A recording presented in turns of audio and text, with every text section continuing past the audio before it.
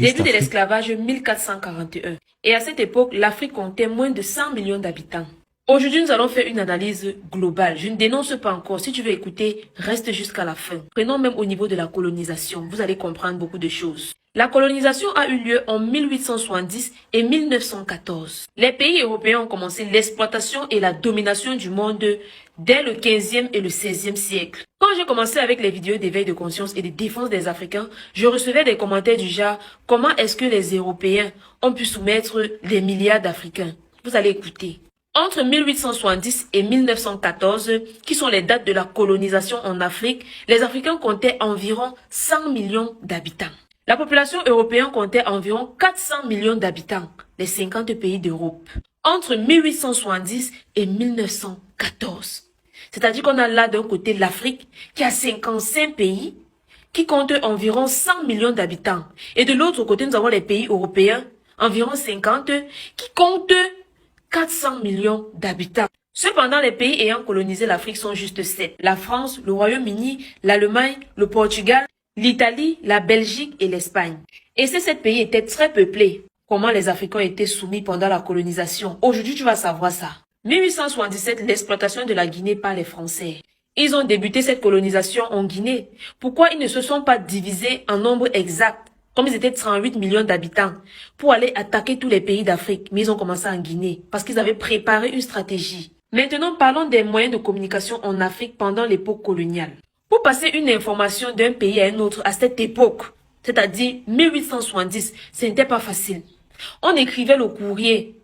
Tu étais obligé de te déplacer soit à pied, soit à cheval, pour aller dans un autre pays, déposer le message, avant de repartir avec la réponse. Vous-même à cette époque, à leur place, le télégraphe et le téléphone n'étaient pas encore développés. Ce qui rendait la communication plus lente et très difficile. Le téléphone a été inventé en 1876, mais n'était pas opérationnel. Les colonisateurs, avec leur stratégie de guerre et de domination, ont pu soumettre les Africains parce qu'ils étaient peu, ils n'avaient pas de bons moyens de communication. Ils ont développé le télégraphe par la même occasion. Ensuite, ils ont installé des lignes télégraphes tout au long des routes coloniales, afin pour eux d'établir les communications rapides entre les colonies et les métropoles. Donc, les télégraphes qu'ils ont développés pendant qu'ils soumettaient le peuple africain permettaient aux colons de communiquer avec leurs familles, également leurs associés qui sont dans d'autres pays. Si tu es déjà arrivé à ce niveau, je te félicite. Maintenant, faisons une analyse très simple. L'Afrique abrite toute l'humanité.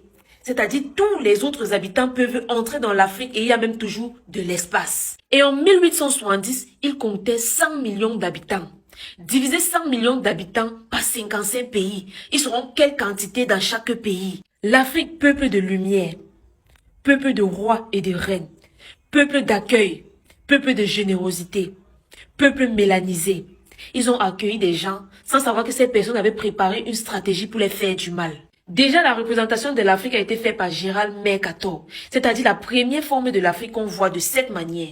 Pourtant, l'Afrique, en vrai, elle est retournée et elle est gigantesque parce qu'elle abrite toute l'humanité. Pendant leur colonisation, ils ont pu développer leurs moyens de communication avec le télégraphe. J'espère que c'est très clair pour la plupart d'entre vous. Et pour ceux qui ont l'habitude de venir me mettre en commentaire comment est-ce qu'on a pu soumettre les milliards d'Africains.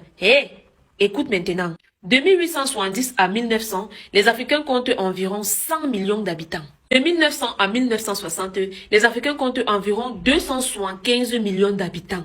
De 1960 à 1990, les Africains comptent environ 640 millions d'habitants. Et les Africains ont atteint 1,4 milliard d'habitants en 2022, environ. Donc pour ceux qui disent que comment est-ce qu'on a pu soumettre 1 milliard d'Africains, il n'était pas 1 milliard. Et l'Afrique est tellement vaste. Donc ils ont le temps d'arriver quelque part, faire leurs choses sans souci. Ils ont eu à soumettre les Africains par le passé. Parce qu'il y avait manque de moyens de communication. Les Africains n'étaient pas nombreux.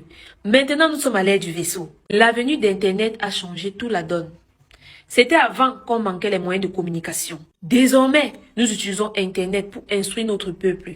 Nous utilisons Internet pour passer les informations. Ce qui se passe désormais au Sénégal ou au Mali ou au Burkina Faso, je suis au courant. Pourtant, je ne suis pas là-bas. Avant, ce n'était pas comme ça. Ils ne peuvent plus tenter ça. Désormais, le Burkina Faso peut dire « Allô, le Mali, ça ne va pas. » Ils ont recommencé ici, là. Venez. Avec les avions, quelques minutes, ils sont là. La dernière personne qui m'a menacé de mort et autres et tout, quand il a vu que mes abonnés s'acharnaient contre lui, l'écrivaient en inbox, il a supprimé son compte. Vous savez pourquoi? Parce que j'ai exposé son message. Pourtant, à l'époque, les gens étaient tués en silence. Mais maintenant, c'est terminé. Donc, avant de juger votre propre peuple, essayez de vous mettre à la place de vos ancêtres. Tout ce qu'ils ont vécu. Essayez seulement d'imaginer tous les tortures qu'ils ont vécues. Vous n'allez même plus ouvrir la bouche pour dire n'importe quoi sur des personnes que grâce à eux, nous n'avons pas les chaînes sur les mains aujourd'hui. Africains, sentez-vous saluer et partagez ce message parce que c'est ma première analyse que je fais sur la colonisation. Bye bye.